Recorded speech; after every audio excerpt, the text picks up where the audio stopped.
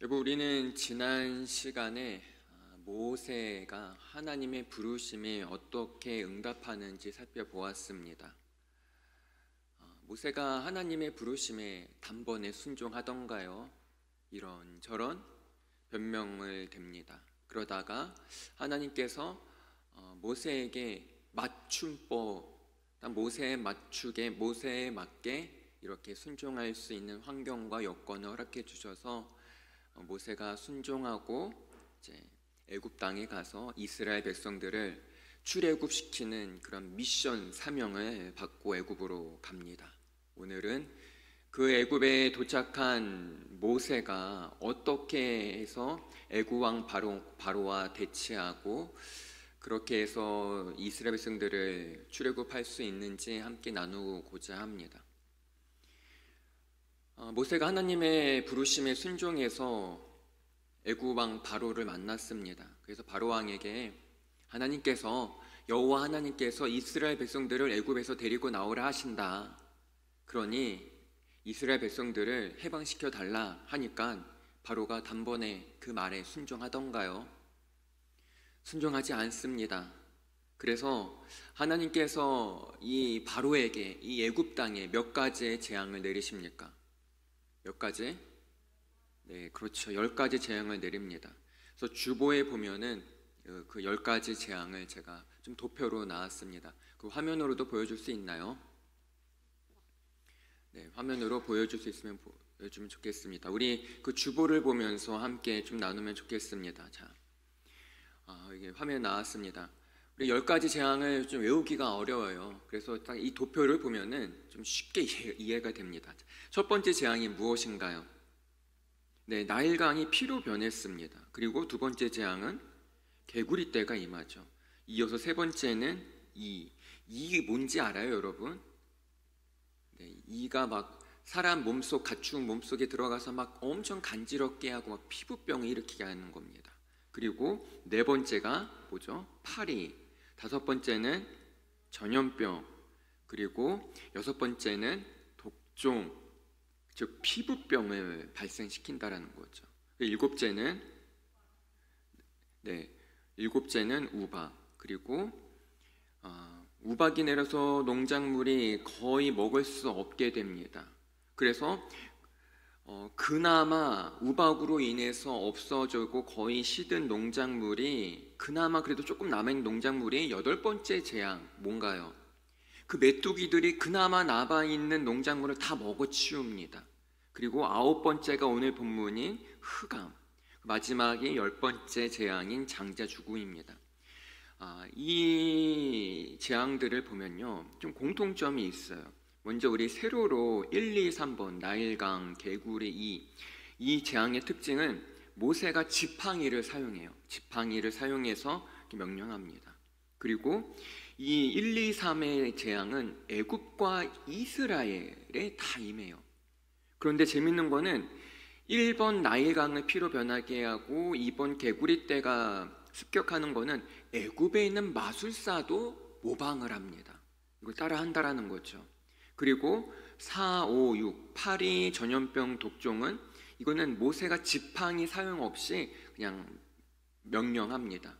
그리고 이것은 어디 땅에만? 애굽 땅에만 임합니다. 그리고 7, 8, 9 우박, 메뚜기, 흑암은 이번에는 이건 지팡이 사용하고 이거는 애굽에만 임합니다. 또 이제 가로로 보죠. 1, 4, 7 나일강, 8이 우박은 언제 임해요? 아침에 그리고 장소는 강가에서 그리고 미리 바로에게 경고를 합니다. 나일강이 8이 우박 그리고 2, 5, 8 개구리 전염병 그리고 메뚜기는 장소가 어딘가요? 왕궁에서 바로에게 경고합니다. 그리고 3, 6, 9 이 독종 흑암은 장소가 불분명히 나와 있지 않아요. 그리고 경고 없이 임합니다. 그렇게 해서 이 10가지 재앙이 임하게 됩니다. 오늘은 이 10가지 재앙을 다 나눌 수가 없고 그 중에 좀 흑암이라는 재앙에 대해서 여러분과 함께 나누고자 합니다. 이제 도표 내려도 됩니다. 자, 지금 흑암 8번째까지의 재앙까지를 통해서 지금 바로와 애굽에는 어떻게 될까요? 이 지금 재앙들이 계속 내립니다. 그러면서 이 애굽 땅은 파국으로 치닫고 있습니다. 나라가 완전히 지금 망하고 있습니다. 하나님은 여전히 왕관 바로에게 9번째 흑암 재앙을 내리십니다. 이 재앙도 우리가 보는 도표에서 보듯이 3번, 2와 6번 독종의 재앙과 마찬가지로 사전에 경고 없이 발생합니다. 하나님은 모세에게 하늘을 향해 손을 내밀어 흑암을 일으키라고 말씀하십니다. 우리 21절 말씀 다시 한번 함께 읽겠습니다. 여호와께서 모세에게 이르시되 하늘을 향하여 내 손을 내밀어 애굽 땅 위에 흑암이 있게 하라. 곧 더듬을 만한 흑암이라. 여러분, 이 흑암을 어떠한 흑암이라고 소개하나요? 더듬을 만한 흑암이라고 합니다. 이것은 사람이 어둠을 느낄 수 있는 흑암이라는 거죠. 그런데 이러한 아주 칠흑 같은 흑암이 3일 동안 지속됩니다. 그러면 도대체 이것이 어떤 흑암일까요? 그냥 단순히 우리가 생각하는 그냥 어떤 캄캄한 칠흑 같은 어둠, 그런 흑암일까요? 오늘 본문 출애굽기 10장 23절을 보면 어떤 흑암인지 유추해 볼 수 있겠습니다. 함께 읽겠습니다. 그 동안은 사람들이 서로 볼 수 없으며 자기 처소에서 일어나는 자가 없으되 온 이스라엘 자손들이 거주하는 곳에는 빛이 있었더라. 자, 어떤 흑암인가요? 사람들이 서로를 볼 수 없어요. 그리고 자기 처소에서 일어나는 자가 없다. 그러니까 너무나 어두워서 집 밖으로 나갈 수 없는 상황이에요.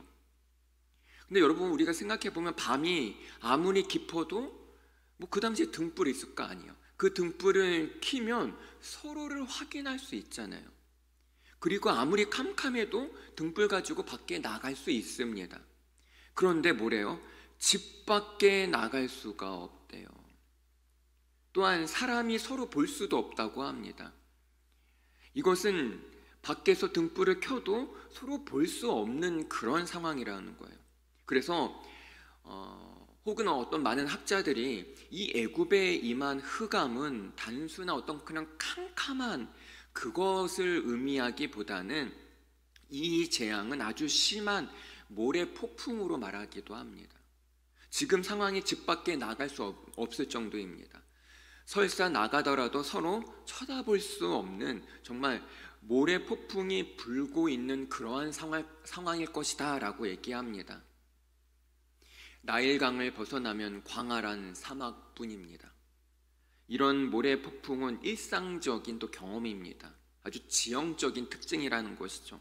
만약에 이 말이 맞다면 하나님께서 이번에는 아무도 경험해 보지 못한 초자연급의 모래 폭풍이 불게 하신 것을 볼 수 있습니다.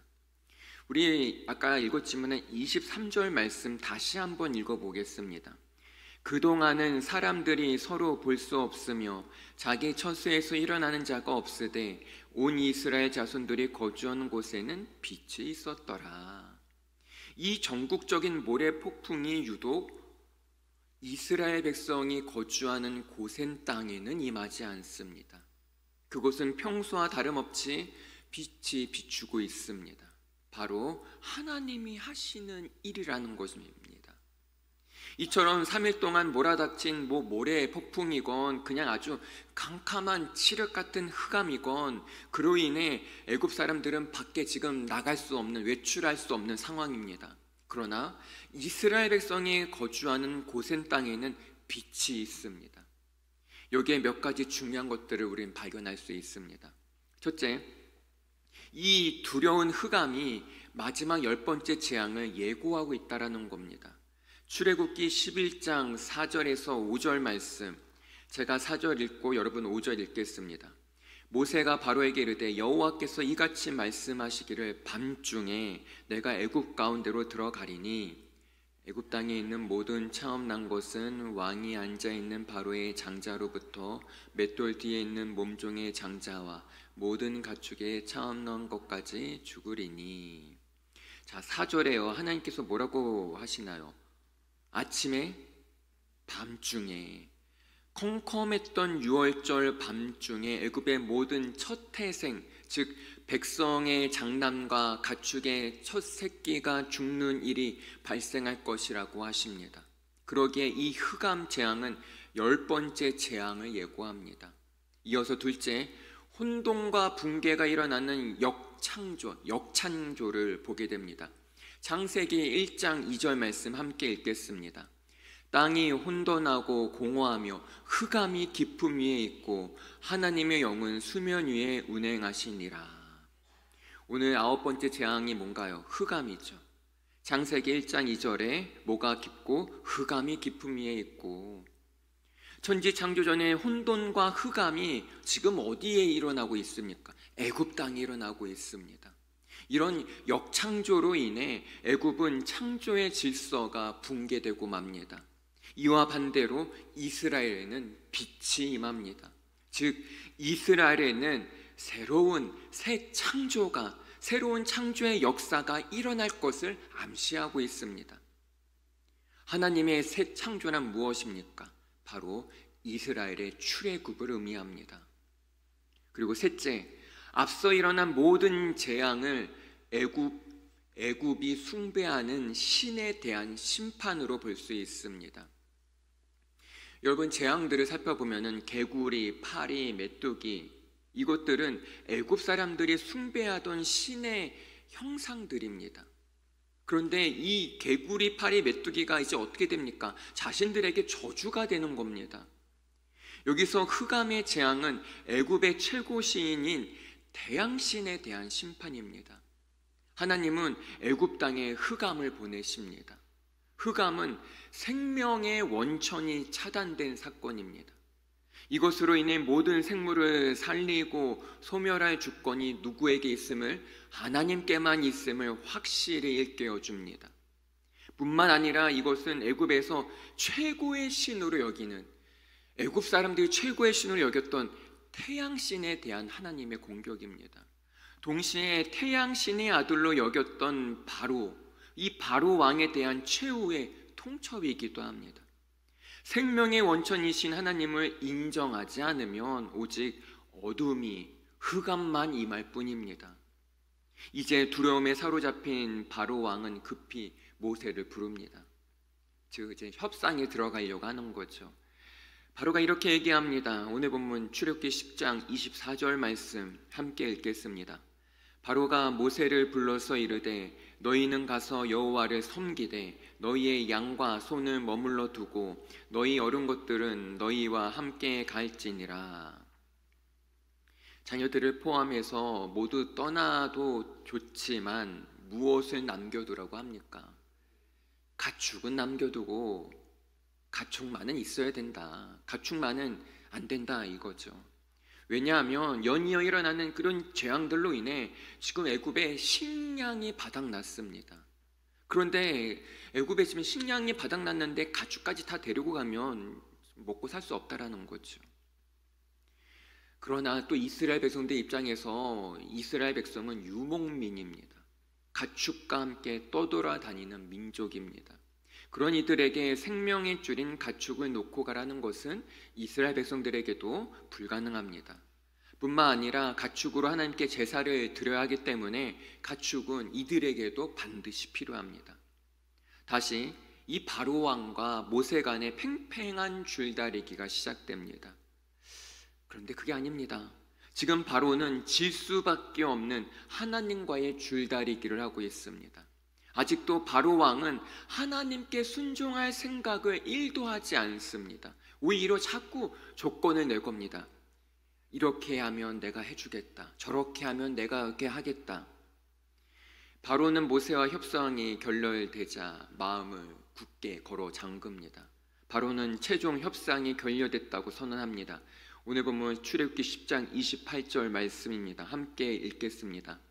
바로가 모세에게 이르되 너는 나를 떠나가고 스스로 삼가 다시 내 얼굴을 보지 말라. 네가 내 얼굴을 보는 날에는 죽으리라. 자, 다시 내 얼굴을 보지 말라는 것은 더 이상 나를 만나러 오지 말라는 통첩입니다. 몸조심하고 만일 왕궁을 다시 찾아오게 되면 그때는 너 죽을 거야 라고 경고합니다. 바로는 모세를 향해 완전 절교를 선언합니다. 바로는 흑암 중에 아무것도 볼 수 없습니다. 이제 그 광명을 찾을 수 있는 통로는 하나님의 말씀에 순종하는 것밖에 없습니다. 하지만 하나님의 말씀을 전달하는 모세를 보지 않겠다고 합니다. 결국 바로 스스로 돌이킬 수 없는 길을 선택하고 맙니다. 여러분, 이 바로 왕이 갑작스럽게 변심을 한 거 아닙니다. 점점 갈수록 악해진 끝에 더는 돌아올 수 없는 데까지 간 것입니다. 바로 왕에게 기회가 없었던 거 아닙니다. 여러분, 애굽 땅에 몇 번의 재앙이 임했다고요? 10번의 재앙이 내렸다라는 것은 반대로 생각하면 뭐예요? 바로에게는 무려 10번의 회개할 기회가 주어졌다라는 것입니다. 하지만 그 기회가 끝이 없다면 그것은 인격적 호소나 사랑의 호소가 아닙니다. 끝이 있는 기회만이 진정한 기회입니다. 하나님은 모든 사람이 구원받기 원하십니다. 디모데전서 2장 4절 말씀 함께 읽겠습니다. 하나님은 모든 사람이 구원을 받으며 진리를 아는 데에 이르기를 원하시느니라. 아멘. 하나님은 누가 구원받기 원하나요? 열심히 신앙생활하는 사람? 아니에요. 모든 사람이 구원받기 원하십니다. 하나님은 세상의 모든 사람이 회개하고 구원받기 원하십니다. 그래서 끊임없이 기회를 주십니다. 회개할 수 있는 기회, 돌이킬 수 있는 기회, 열심히 예수님 믿을 수 있는 기회, 끊임없이 우리에게 지금도 기회를 주시지만, 그런데 정말 중요한 것은 언젠가 그 기회도 마지막이 있다라는 것이에요. 그 기회도 언젠간 끝이 있다라는 겁니다. 하나님은 계속해서 지금 이 순간에도 우리에게 기회를 주십니다. 교회에 나와서 예배드릴 수 있는 기회, 기도하고 말씀 묵상할 수 있는 기회, 사랑할 수 있는 기회, 용서할 수 있는 기회, 회개할 수 있는 기회, 열심히 헌신하고 봉사할 수 있는 기회. 가끔 이런 말을 하는 사람이 있습니다. 목사님, 이번에 시험 합격하면 열심히 교회 나올게요. 이 문제만 해결되면 네, 열심히 할게요. 시험만 되면, 그 길이 열리면 내가 그때 좀 헌신할게요. 지금보다 상황이 조금 나아지면 그때 할게요. 그때 할게요. 그때 순종할게요. 그때 교회 나올게요. 그때 열심히 신앙생활 할게요. 여러분, 기회가 많은 것 같죠? 그런데 아닙니다. 애굽 왕 바로는 다름 아닌 우리 자신이, 내 자신이 될 수도 있습니다. 하나님은 바로 왕에게 무려 10번이라는 기회를, 10번이라는 회개할 수 있는 기회를, 10번이라는 순종할 수 있는 기회를 주셨습니다.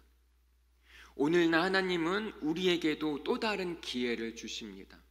여러분, 그 기회를 놓치지 마세요. 오늘 이 시간 하나님이 우리에게 주시는 마음이 있다면 하나님께 믿음으로 순종하길 축원합니다. 용서해야 하라는 마음이 있으면 거기에 순종하길 바랍니다. 열심히 신앙생활 해야 되겠다라는 마음이 생기면 거기에 순종하길 바랍니다. 내가 이젠 교회를 빠지면 안 되겠다라는 마음이 든다면 이제 다음 주부터 빠지지 말고 예배에 나오길 축원합니다. 그래서 그 순종의 은혜 가운데 살아가고 믿음으로 승리하는 청년 여러분이 되길 간절히 축원합니다. 기도하겠습니다. 하나님, 주님께서는 이 바로왕에게 10번의 회개할 수 있는 기회를, 10번의 순종할 수 있는 기회를 주셨습니다. 그러나 바로왕은 그것을 다 외면하고 결국은 불신의 길로 갔습니다. 주님, 오늘날 주님께서는 우리들에게도 수많은 기회를 허락하십니다. 주님을 더 사랑할 수 있는 기회, 회개할 수 있는 기회, 또한 용서할 수 있는 기회, 더욱더 열심히 헌신할 수 있는 기회, 주님께서 우리에게 주시는 그 기회들을 우리가 외면하지 않고 순종하며 그 순종의 은혜를 누리는 우리 모두 되게 하여 주시옵소서. 감사합니다. 예수님의 이름으로 기도합니다. 아멘.